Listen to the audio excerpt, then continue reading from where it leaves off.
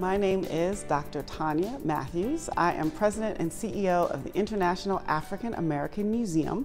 We are an African American and National History Museum down here in Charleston, South Carolina, and our mission is to share the untold stories of the African American journey at one of our nation's most sacred sites.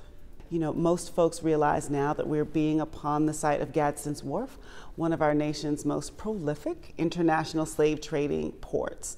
And so as we think about how do we honor, how do you build on a space about that? But it's not just about the trauma, and it's not just about the victory out of that. It's about both simultaneously at all times.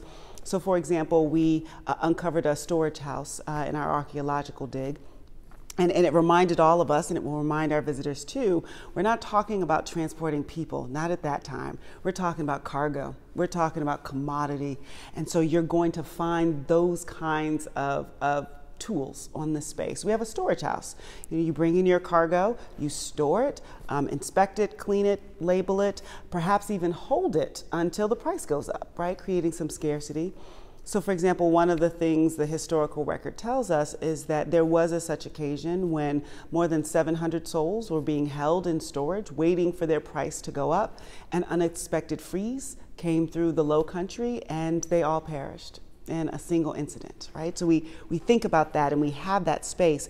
But we didn't want to rebuild the storage house, but we wanted to honor the story and honor the space. So what we have is the outline of the storage house, and it's cut across by two brilliantly polished black granite walls, polished so well that you can actually see your reflection in them.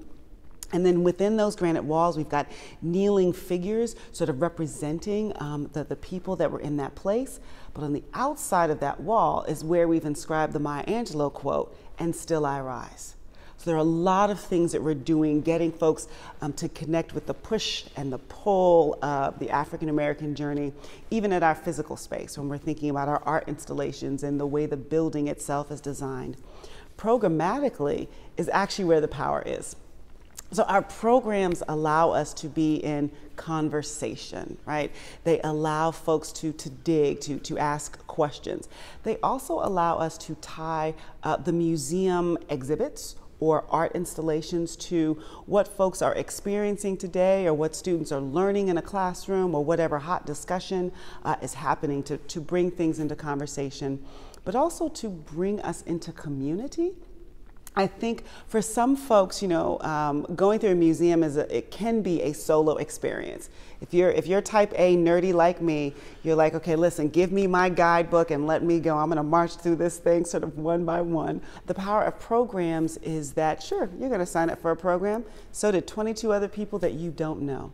And so it adds, I think, something to the conversation. So we'll have programs around the different exhibits. You know, for example, we've got an American Journeys exhibit, so that maybe we'll talk about some well-known American events, but through an African American lens or highlighting African American stories. We have the Gullah Geechee Gallery, so perhaps we will have cooking classes. My fingers are crossed for things like the cooking classes and sort of cultural exploration conversations that center around that as well. And we've got the Center for Family History. So maybe it's a genealogy program or a genealogy class. So as we build out the programs, they're about being able to emphasize and give folks time to take a deep dive into conversations that we're talking about in our physical spaces. I think for me, as we march towards the opening and we get much closer to figuring out how to open and to celebrate this space, hopefully towards the end of 2022, I think one of the biggest challenges for me is opening at the right time in the right way. And understanding who our audience is and who we are beholden to, who will be watching, who needs to be included and engaged. It's more than just, I've got the keys, let's unlock the door. It's really about picking the moment that we can own and that our community can own along with us. I think lots of folks